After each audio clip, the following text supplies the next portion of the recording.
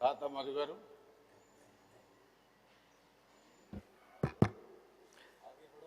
అధ్యక్ష,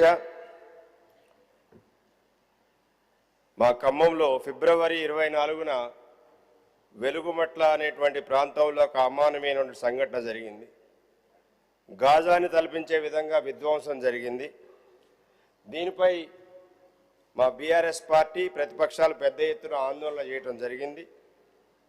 ఇందిరమ్మ రాజ్యం పేదలకు ఇళ్లు కట్టిస్తా ఉన్నటువంటి ప్రభుత్వం పేదల ఇళ్లను నిర్దాక్షిణ్యంగా కూల్చడం జరిగింది.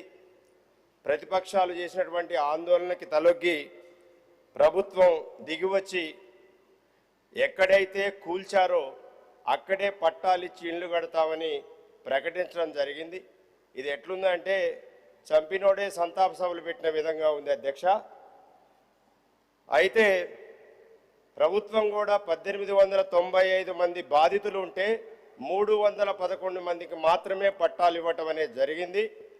నేను ఈ వేదిక ద్వారా మీ ద్వారా ప్రభుత్వానికి విజ్ఞప్తి చేస్తున్నాను, 311 మంది కాదు, మొత్తం బాధితులు ఎవరైతే ఉన్నారో వారందరికీ కూడా పక్కా ఇళ్ళు ఇవ్వాలని మీ ద్వారా ప్రభుత్వాన్ని డిమాండ్ చేస్తూ ఉన్నాను.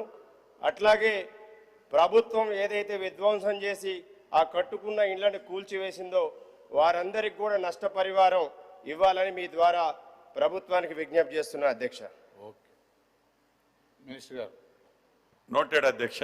నవీన్ కుమార్.